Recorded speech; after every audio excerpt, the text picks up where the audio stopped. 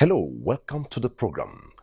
On the program today, my guest is an environmentalist, an academic, a politician, and a former senator, and currently the governor of Cross River State, South Nigeria, Professor Ben Ayade. Good to have you one-on-one. Thank you very much. Let's begin. You just came back with Mr. President at the 33rd AU Summit in Addis Ababa. What were your impressions? Thank you so much. What was my impression? Clearly, I saw a deliberate commitment by African Union, African heads of governments to come together and forge an agenda that will create a prosperity for Africa. I saw an emotional commitment. I saw a deliberate effort for the integration of Africa and to create a prosperity that allows Africa to progress just like other parts of the world, while deliberate efforts to silence the guns and create an environment for growth to occur. That's what I see. And I see the sincerity of purpose. I see commitment. The operability and practicability is a subject matter for a different discourse. But in terms of emotional and sincere commitment, that is very strong. And particularly from our President Muhammadu Buhari, who attended every single session, including side sections that were even beyond the statutory provisions of the AU Summit. Now, you're back in Nigeria, and from the perspective of a governor and also a member of the Nigeria's Governors Forum, what in your thinking do you think the forum should do to replicate these good intentions by the AU back in Nigeria and at the federating levels? First, let me also thank Mr. President for particularly singling me out to come with him on the AU, and it gave me a lot of exposure. And to be able to drill down some of the recommendations and discussions in the AU for the subnationals to learn from, I think I will encourage that more governors will be participating with the president, because indeed, every single decision taken, the real action will be at the subnational level, because there's a country, but actually the country is made of states. Now, one of the things I have taken away from there is the issue of inclusion of women. AU today is saying that in politics, in governance, in the private industry, Africans must strive to provide at least 50% of women inclusivity. If that is the program taken, and if every subnational is beginning to drive that process through, you have increased number of women participating in the political and economic platforms of their various subnational units, and by extension the country. If that also happens, experience have shown that women are more emotionally stable, more reliable when it comes to managing funds, better managers of resources and children and family. And so perhaps it will be a beginning of a new paradigm shift that will allow us soften the economy, reduce corruption, increase women's participation, and of course, globally rise the value and stature of a woman in society.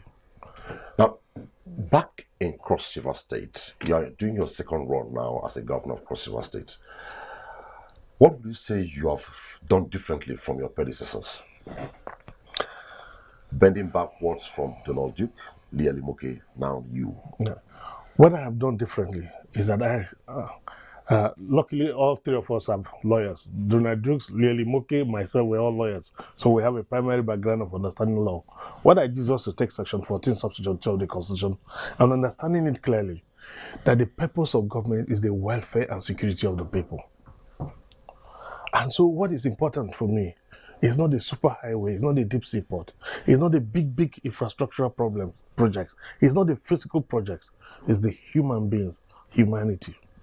And so what I did first is to expand government beyond carrying capacity, beyond reason, beyond logic, taking almost every family unit into government to equilibrate, calibrate, and reduce social tension, and putting food on the table. At least there is no major family or kindred that will say it doesn't have one person who is an appointee of government. So there's a concentric circulation of resources around. I have a general saying that cross-river money should not cross the river. Because we come from a background where governors are known to award contracts. Most times the contractors are not indigenous. So the money moves out of the state. So this time, I concentrate on expanding government. After all, Keynesian theory says you can create get somebody to dig a pit as a contract and get another person to close that pit. It's sluggish economic management theory. And Ayadesian theory, therefore, came in to manage that and create a stepwise modular framework where every person in government can have access to food on the table. That's what I have done differently. Move from physical development to human-centered development, ensuring that there is food on the table of every family. I may not have achieved 100%, and I can just give you a very distilled analysis. In my first term, I created appointments for over 8,000 people. Did I need 8,000 appointees? No. Did I need 1,000? No. Did I need 50? No. Because I have the civil service structure, I just need a few commissioners and few SAs. I could have driven the process. But of what value if I build a skyscraper and my people are hungry? Of what value if I do the superhighway and my people are hungry? And that's why, if you look at my structural framework on achieving some of my signature projects, there's very little emphasis on state funds. The income of the state minus debts of the state does not allow me the luxury of even paying salaries. So if I still have big projects and I'm the first in the country to pay salaries and pension, I'm not owing salary, I'm not owing pension. Even states with bigger income still pay only percentage of salaries, still pay only a part of pension. But I am up to date in pension and salary. And that's what I have done different, that I have shifted physical development and not in any way trying to do a comparison, but the fact that they have done enough. The previous governors have done enough in terms of physical asset development. This time, let me focus on human asset development. Reduce the tension. There's so much crisis. Why do you have this criminality, this animalism growing up in human beings? Because means to survival becomes very challenging. A man is out of university, 10 years down the line, no job. The biological pressure comes, he needs to start procreating. So he's married in the face of no job. What do you expect? That man will become an animal in no distant time. So don't be surprised kidnapping is becoming a trade. The banditry, insurgency, how could somebody accept to take a responsibility of being paid money just to be a mercenary, to go to war, carry gun, to go and kill somebody he doesn't know? That extreme humanity that we're losing at the speed of light is occasioned by lack, by poverty, by governors refusing to put people at the center of government. So relatedly, you came up with a couple of signature projects, and you may have taken up with some, and maybe you're targeting finishing with all of them. Where are we with them? Where we are is a very comfortable range. I had said that I would take Cross River State from third world to first world in 8 years. And to do that, I needed to create a superhighway that connects us from the proposed Bakassi deep seaport to northern Nigeria, and have a linear growth and horizontal growth, as it were, taken out of the superhighway and expanding it on the left and right and creating new cities. So that's why I created the Ministry of New Cities and create opportunity industrial platforms across the superhighway flange to allow every other segment of the cross-river society to feed in there from. Now, where am I? I have set up so many industries, and the intent of the industry is to create a demand coefficient. In other words, to serve as an offtake mechanism to encourage young people to return to farm, to grow crops and sell to the industries. Industries process them to finished product. By the beneficiation process, you have value addition, and then the state gets an income. From that income, plows back into agri grants, special incentives for special agri processing zones. Young men get into the job, and in practical sense, Central Bank, under the Rice Farmers Association partnership, have just ordered 8.5 billion naira worth of rice seedling from Cross River Rice Seedling Factory. We are currently distributing seedlings to Cross River farmers and the whole South and the entire southern region of Nigeria at 8.5 billion naira. Now, the state has never had an investment that brings such an income at a single bullet. Each of the industries, starting from the garment factory, which today you saw the chief of air staff just sign up with us to produce uniforms for them. River State is just signing up with us to produce uniform for a segment part of their schools as part of the incentive to encourage young people to go to school and reduce off-school children. Take from the garment factory to the pharmaceutical factory to the instant noodle factory to Kalachika, which is the poultry processing factory, to the feed mill, to the rice seedling factory, to the... all these are in place? The problem is society only enjoys bad news. Why don't you come physically and see projects that have been accomplished in a state that is number 35 out of 36 states in terms of revenue allocation, but number 4 in terms of national indebtedness? So I carry a financial burden that is so huge that there is a direct debit directly from the debt management office of the presidency, and a cumulative sum of about 1.8 billion every month since I came into office. I must pay that money out. I'm number 35 in terms of revenue allocation, but top 4 in terms of indebtedness. And that indebtedness is not subject to review, is not subject to renegotiation, because it has been commoditized, taken off, and now it's not running under a commercial bank structure. So it's warehoused in the debt management office of the president, and as a consequence, that debit must happen, whether I like it or not. All efforts to renegotiate it has failed. So I pay 1.8 billion every month. With the rice revolution you have in Cross River State, there's a place I hear called Bansara in Abuja, that is Northern Central District of Cross River State. What is the state of affairs regarding the rice mill there? The old rice mill in Bansara is moribund, it's old, and it's not the rice mill of the digital world of today. Right there in the same Abuja, because Bansara is in Abuja, right there in the same Abuja, we have set up an ultra-modern rice mill, the first vitaminized rice mill in Africa, which allows you the luxury of impregnating your rice with vitamins so that you don't just eat chaff carbohydrates, but you actually eat nutritious rice. Now, the rice that we import to Nigeria comes under the 20% strategic reserve for most countries. Under the Food Strategic Reserve Program, as an extension of food security, most countries reserve 20% in their reserves, just in case of famine, in case of war. Now, most times, that rice stays up to 9 years. When they want to discharge it, where do they ship it to? Africa. Nigeria spends about 1 billion naira daily importing rice. Under President Muhammadu Buhari, on his Nigeria Beyond Oil Roadmap, said, look, we must stop the importation of food items to this country. And by closing the land borders alongside with such a strong program and policy, the rice production started increasing, and that's how I took advantage of that Buhari's policy statement and trust. I decided to invest heavily on technology, because we have a primitivistic way of growing rice. We throw the seeds. We take seeds that we don't know whether they are viable or not, seeds that already require a lot of processing. Unfortunately, in Nigeria, there is no difference between a rice seed and a rice grain. The one that is processed as grain for eating is the one they store and send back into the farm for planting. So you have very low yield. In Nigeria, you get 1.5 to 1.7 tons per hectare. That is a celebrated harvest. But overseas, like in Asia, for example, you get 10 to 14 tons per hectare. So the farmers in Nigeria and indeed Africa, they farm in vain. So you're asking people to return to the farm. They're still using old, non-viable seeds to grow. They're using grains for cultivation. They're having low yields.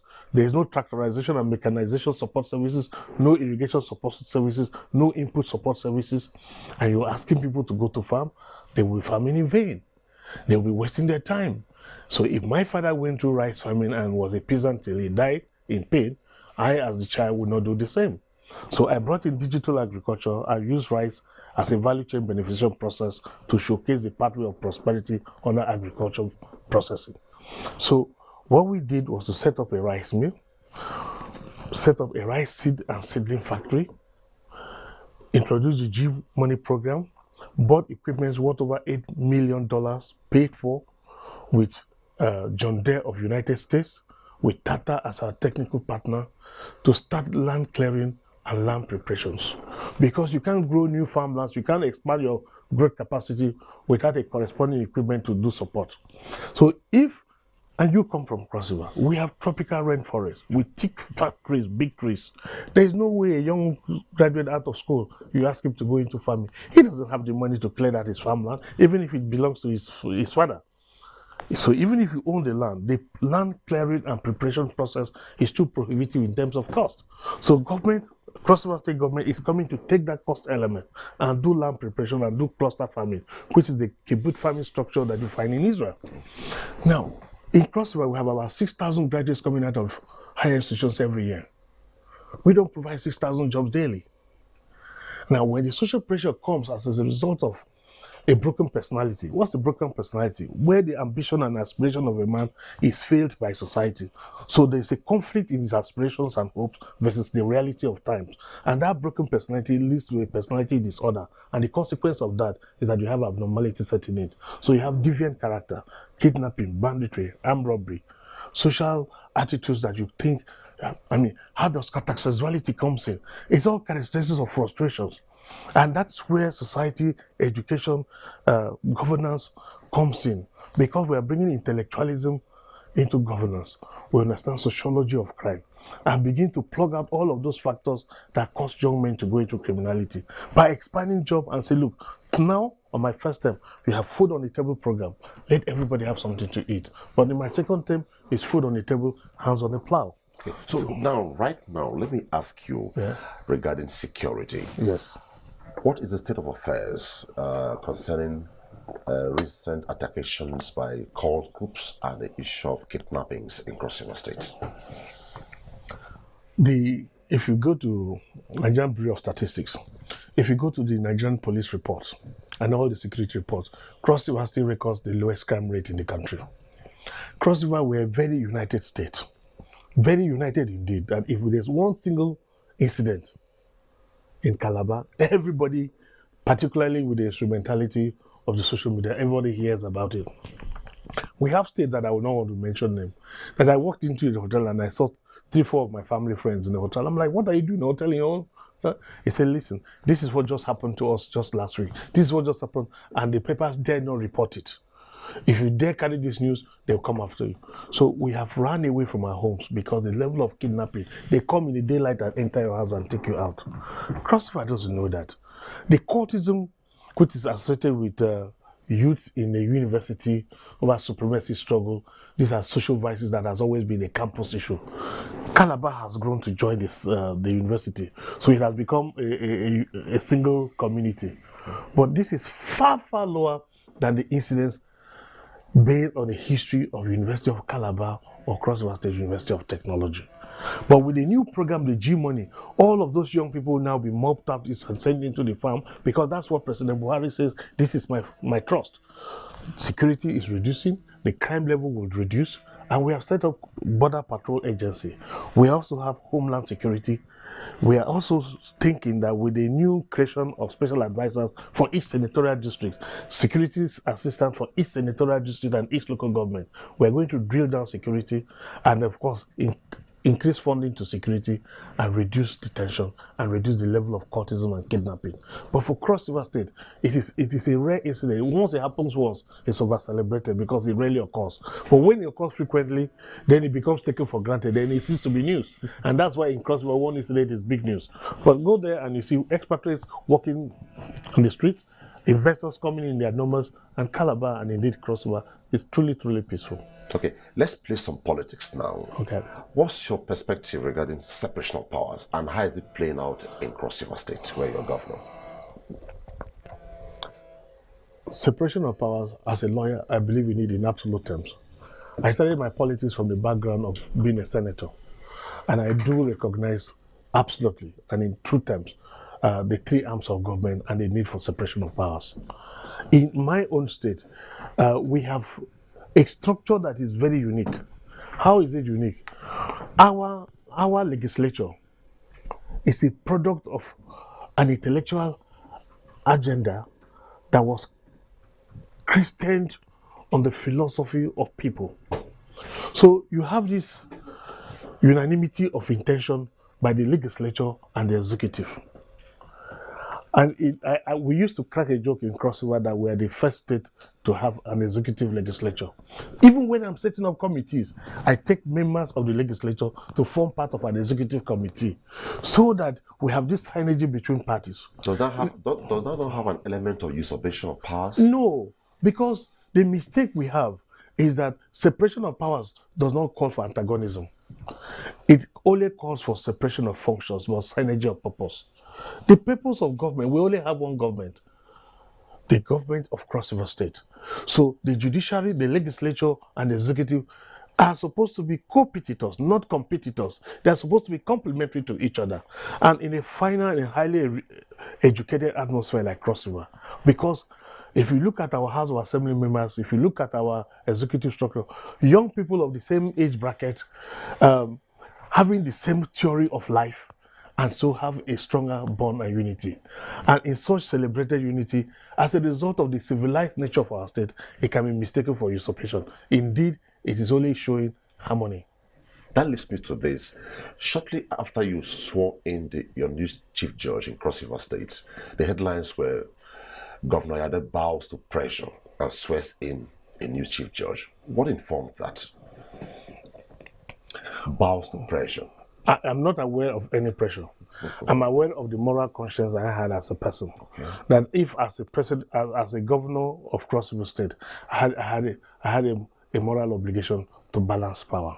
Okay. And there's been a traditional and historical perspective that the people of Northern Senatorial District have never produced a chief judge of the state.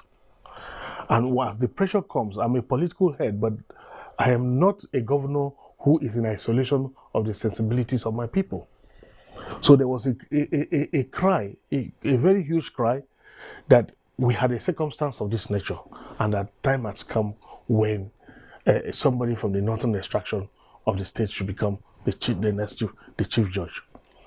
I was also conscious of that pressure, but I'm also aware of the provisions of the Constitution, where a vacancy occurs for the position of a chief judge, the next in ranking automatically takes the position of a chief judge in acting capacity for 3 months, pending the recommendation of NJC to the governor, who would then send the name to the House of Assembly for affirmation or confirmation. Then the governor would then appoint.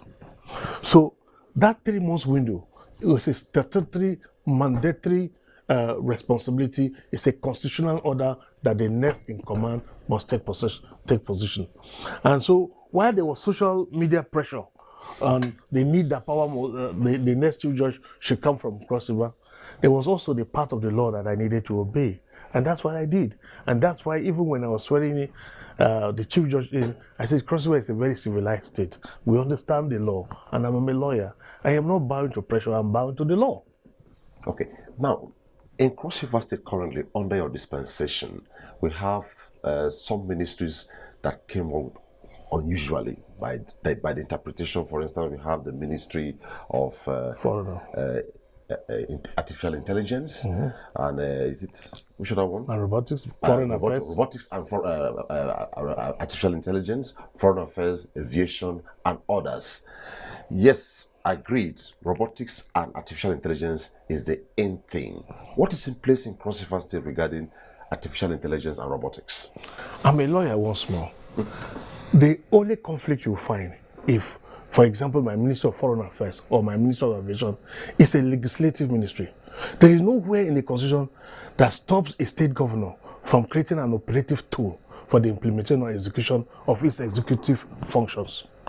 So when you read the Constitution, even in the exclusive list, say legislative exclusive list, Once I am not creating new laws on aviation, once my action is to set up an airline, operate an airline under the ambit, dictates and provisions and guidelines of the existing federal provisions on aviation, I am in terms with the law. I have not set up a Ministry of Aviation to now create new laws governing how cross-river aviation will run. For example, Cross River State is setting up an airport in Obudu. So we have Obudu International Cargo Airport. Progress, right?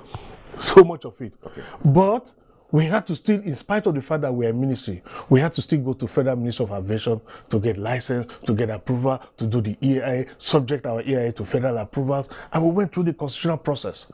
Ministry of Foreign Affairs, that does not give us diplomatic authority. It allows us to set up business desk to allow for a B2B relationship, not G2G.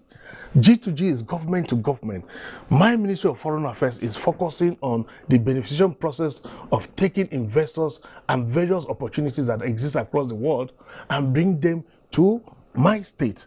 That is a foreign mission. That's a foreign activity. It's not diplomatic. It is consistent with the provisions of the powers of the governor of a state. Back to aviation, what's the position of the Cali Air? You launched it and we heard so much about it. Where are we with it now, Cali Air? Now, what is Cali Air? Cali Air was the Cross River State airline that we wanted to set up. For what reason? It is not just carrying people from Calabar to the various cities. No. Kenya, for a good example, makes about 9 billion euros from a small area which is about 8,000 feet above sea level, and they export flowers, ornamental flowers, and produce perfume concentrates across the whole of Europe, and they ship into Holland. And they make 9 billion euros. Cross River State has Obudu Plateau, 11,000 feet, even much better and more suitable for the cultivation of flowers for export. And we sit there. And when I contacted Nihiro, a company in France, say, sorry, we cannot operate unless we have, if we cut our flowers, we should not be more than 45 minutes to 1 hour to an airport to be able to lift them out. So I've got the right climate, I've got the land, all I need is an airport to be able to ship out. So I need to have a cargo airline. And Cali Air was a product of my intellectualism that I believe that I can go into this. But when I looked at the cost of buying one aircraft, I thought that was something I could achieve. So I set up the airline. Unfortunately, I was caught up with the rule that no aircraft coming to Nigeria should be above 22 years. Okay. And any aircraft above 22 years is unacceptable. The Minister of Aviation was with me in Ethiopia. Okay. I had an extended meeting with him. He said, you know, you are my colleague in the Senate. We must respect the laws. 22 years. That's an aircraft I will fly in. I will not also want an aircraft that is more than 22 years. So I will not insist that they should do a waiver for me because my life is in danger. I have to bring a plane that can carry cross-riverians and Nigerians safely. Okay. Now, why has it not started? It has not started because the price of an aircraft moves from $6 million to $15 to $22 million as soon as you move from the classic planes to the new generations. So we can say that it is a work in progress, right? It is not just work in progress, it is something that must happen. Okay. Because Cross River needs it. Okay, let's look at the Robotics and Artificial Intelligence Ministry. What is in place for that ministry to thrive in Cross River State? We've just set it up. Its vision is new because it is the fourth industrial revolution, while Africa is still dealing with first industrial revolution, agro-industrial revolution. Because you're in a haste, you don't give me time to explain this carefully. You see, the world has moved from first industrial revolution, second industrial revolution, to third industrial revolution, and is now on the fourth, which is artificial intelligence robotics. Okay. Now, Africa is 0.0. Have not started industrial revolution. People are still growing rice with seeds when the world has moved to seedlings. People are still broadcasting seeds when people are now using planters to do planting. People are still using combined harvesters to harvest. Nigeria is still using a knife to cut. So that primitivistic, old-fashioned methods have things that have bedeviled us. So the artificial intelligence and robotics is to create technology and IT-based knowledge people, because the world now has moved to knowledge economy. Cross River has one of the state with the smartest young men. They are idle, bubbling with energy. One of my kids my younger brother's son is in Canada. What is his study? Robotics and simulations. Now, where would that young man fit in when he comes back? You meet a society that is still dealing with rice planting in a old-fashioned manner. So we took Tinapa because we had a knowledge center there, and now putting in computers, setting up the infrastructure, also providing call center support services, software developments, designing of refineries, designing of yachts and boats, and trying to domesticate technology and see how we can also move to 3D printing and stop the importation of spare parts. So robotics and artificial intelligence also seeks to sequester the challenges of today and addressing the future by having Cross River State to lead that value chain process going forward. Okay, each time the maritime sector comes up at the national level, Cross River State is always in the front burner, and that takes me to the question: what is the level regarding the deep seaport project you initiated, one of your signature projects? At this point, we have finished the entire process that deals with design, and we use China Harbor, which is the #1 harbor company in the world. They did the design. We have gotten the OBC, which is the outline business case, approved. We have moved by the federal government. We have moved to the second, which is the full business case, and we just gotten a ministerial approval for us to proceed with the RFP, which is based on the state procurement laws. So we have selected 9 best companies in the world as our consultant for the full business case. So we are going through the tendering process, and once we select the bid winner, he will now hold a concessionaire, appointed concessionaire. We'll go back to Federal Executive Council to get the final approval. That's where we are. And I must use the opportunity to thank the Minister of Transport and the Permanent Secretary for being there for Cross River at all times. We have had 9 ministerial approvals. This is the first port project that has followed the proper sequence I provided for in the law. From the first presidential accent, I sent the letter requesting this from the president in October 2016. 4 days after, he gave me an approval. And so I've had tremendous support, and that explains my transboundary politics. That explains why I believe that truly for a governor who understands governance in a multidimensional political structure, you must rise beyond political and party. You must rise beyond party lines. That immediately after elections comes governance. And so you see the growth process of the Cross River Deep Sea Port. I don't want to compare states, but states where we are, some states took them 16 years to get to where we are, where you have gotten your OBC approved and you are at the final stage of the FBC. What is FBC? Is the full business case, viability study and final report for Federal Executive Council to say, now approved, start developing your deep sea port. Once you have that approval certification in your hand, you now take it to the market and do market sounding. And you have the footfalls, and people can move in their large numbers. Look, small country, small place like Djibouti, they have 4-5 ports. We're still struggling as a country with only one maritime gateway into Nigeria, Lagos. And so you have congestion and you have loss in production and effective man hours. So you need the Calabar, which is the eastern flank of the country, for strategic and security reasons. We don't have security, we don't have strategic reserves. If a country wants to take down Nigeria, all you just need to do is to blast the Atlas scope. Stop the ingress of any ship coming into Lagos. You conquer Nigeria in 2 weeks, because in less than 2 weeks you don't have petroleum products. In less than 2 weeks you don't have food. You don't have food. So I still don't understand why this project is still my responsibility. I'm just a visionary to put a deep sea port in Calabar and have an evacuation corridor to northern Nigeria to allow our brothers from the northern part of the country to harvest that massive deposits of tantalite, columbite, metallurgical bauxite, coal, and the massive raw material deposit that they've got. The future actually is solid mineral. Oil will still be a thing of the past.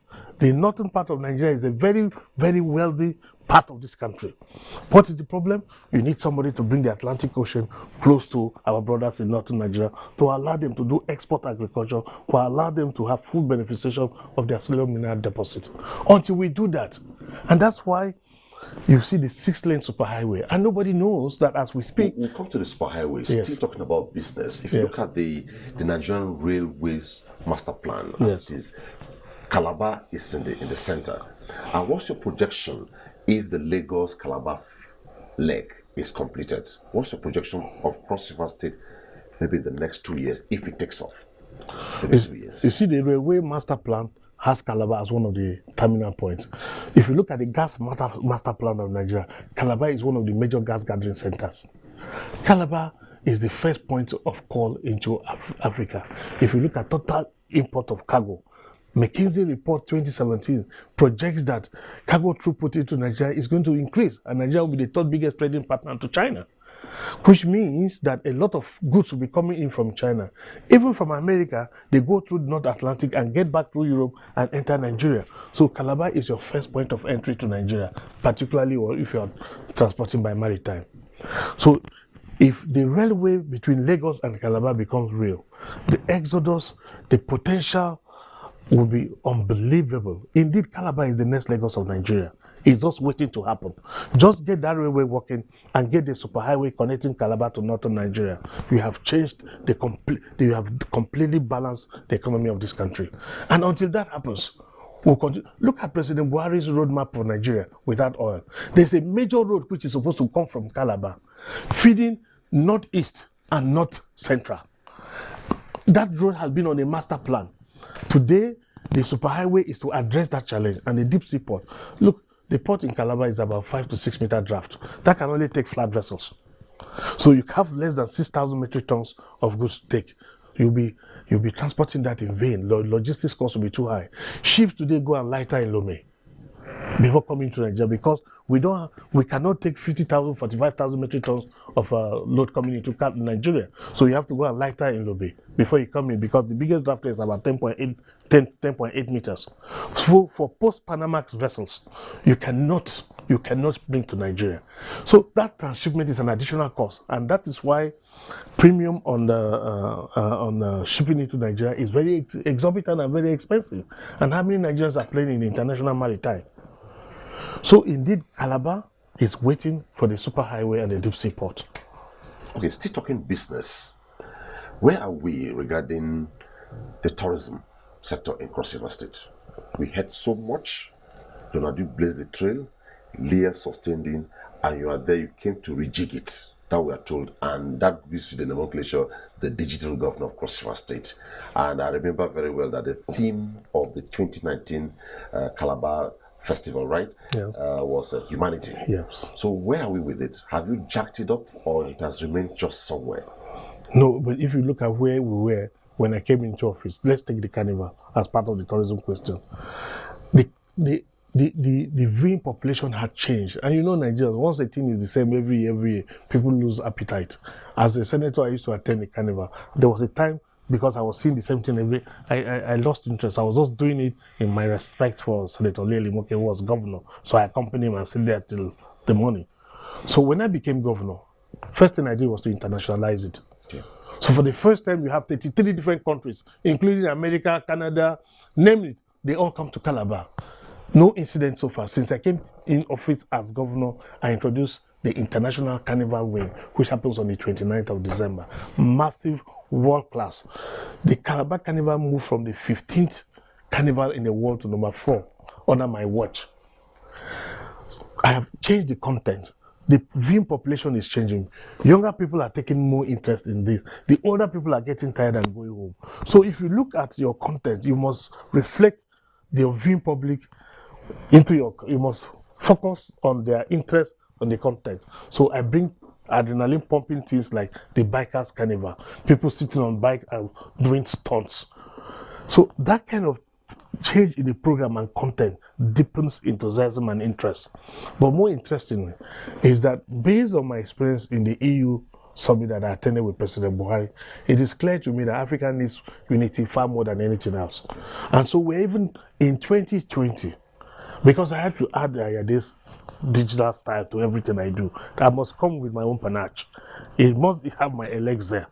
Otherwise, it's not Ben Ayade. I have to ask myself, what am I, even when I was in the university, even in my school days, when I'm writing in my exams, I ask myself, what am I going to write here that my colleague, my fellow classmate will not write?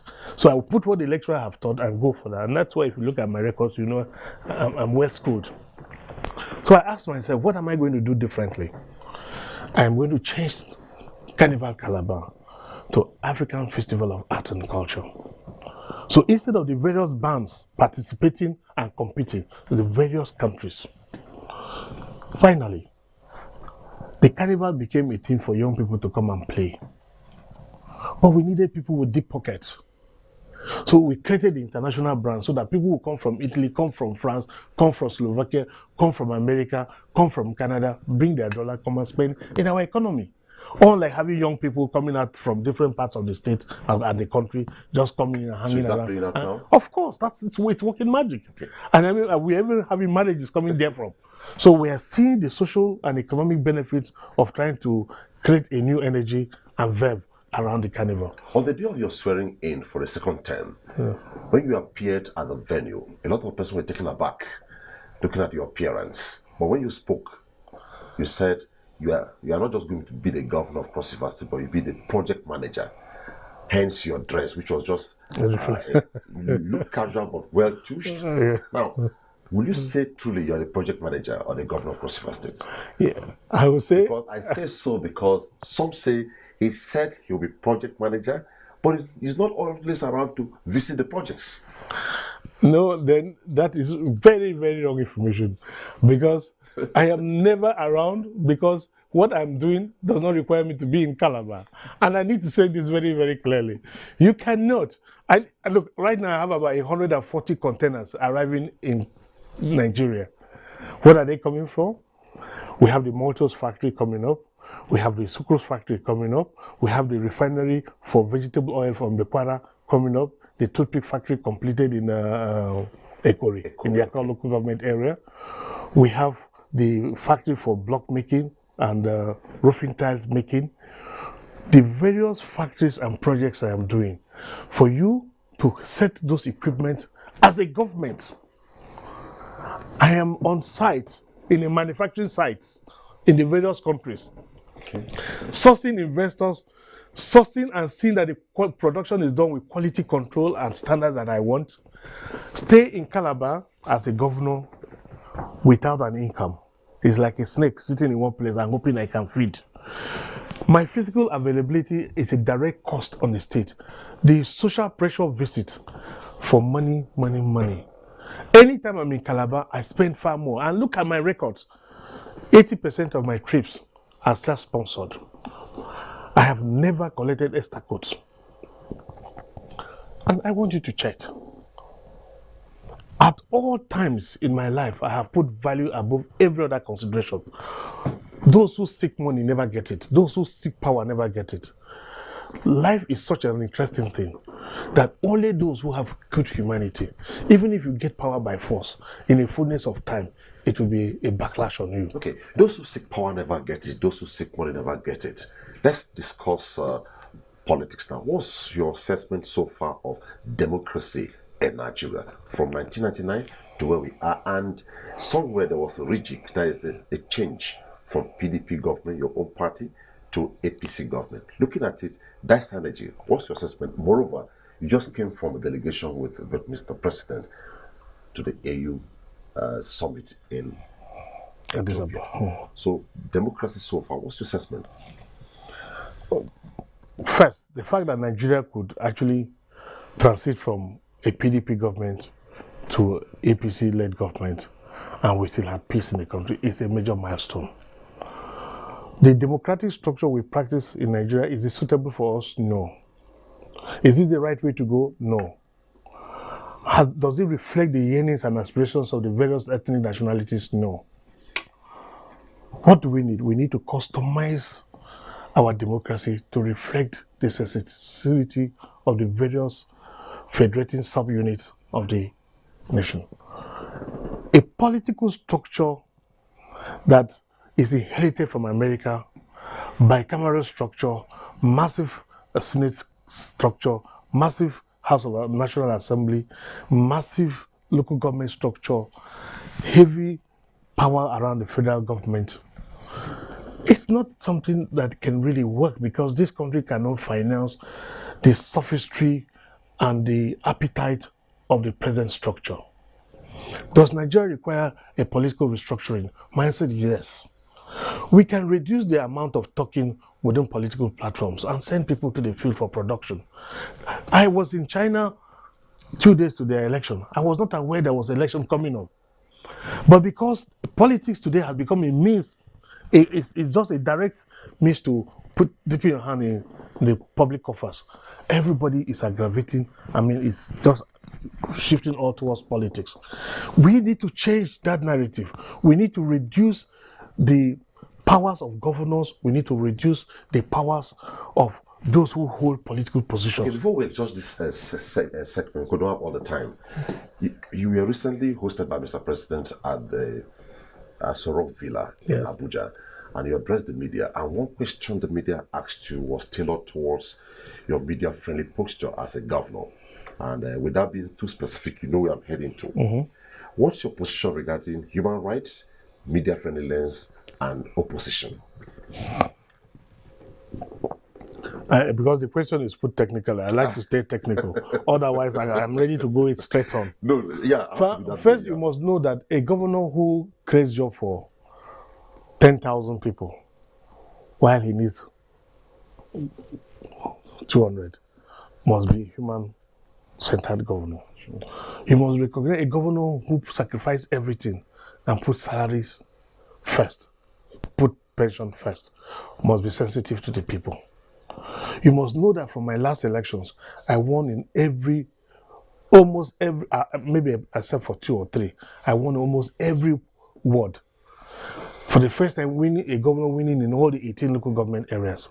For the first time, Cross River has seen opposition, because Cross River has always been a party, a state that is aligned to the center. So if it's PDP in Abuja, it's PDP in Cross River. This is the first time Cross River is going to an election without being a friend, without being in the party, in a ruling party.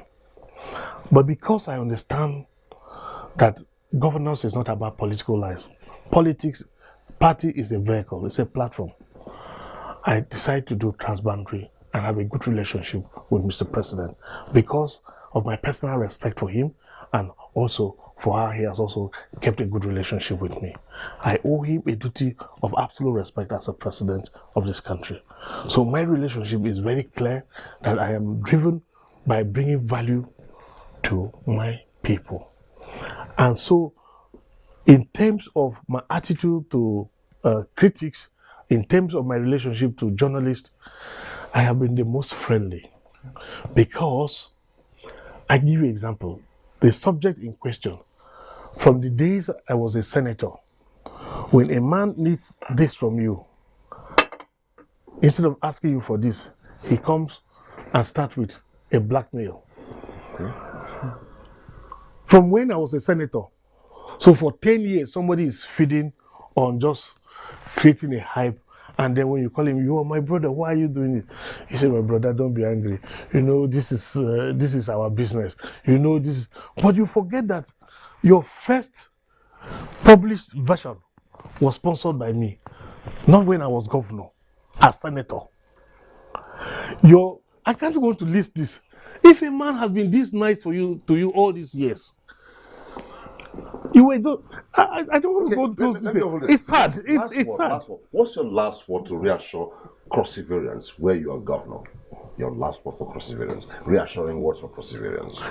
You have addressed the issue of fine. Your last word for Cross Riverians. No, just before I go to the last word, note that the issue of prison is not the issue for the state to prosecute. The issue where somebody is in detention and is in court, in a federal court, prosecuted by federal government in a federal court, and to mistake it to be a state matter because there's a background state issue with the person is over expressing. I have come up publicly to say it's a youthful excitation and he deserves pardon and he needs to be freed, and I'm joining the campaign for his release. I am participating in his support and upkeep. And I believe that it is time for the Constitution, for the courts to do all they can to also release my brother. And I think I will support everything that can lead to his freedom. But sincerely, there's a difference between journalism and blackmail.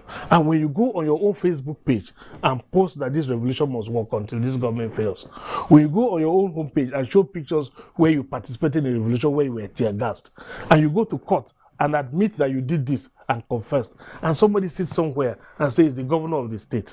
It's just that's why I say amnesty, let them come and see me. I would educate them. And your last word for because they have before no idea whatsoever what goes under the table. Yeah. And for perseverance, remember that I come from a wealthy background. Before I became a politician, I was already multi, and you know it.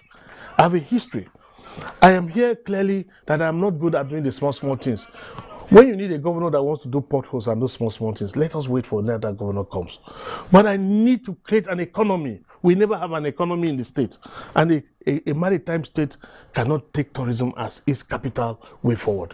You have to create an economy by creating a prosperity agenda and roadmap, by industrializing, sending young people to go to work and create jobs for people. That is what I'm doing in the absence of money. So I'm using intellectual money, I money, to drive G money, to bring an economy that ushers in prosperity for all of you. Be patient with me. At the fullness of time, Cross River will achieve this set target.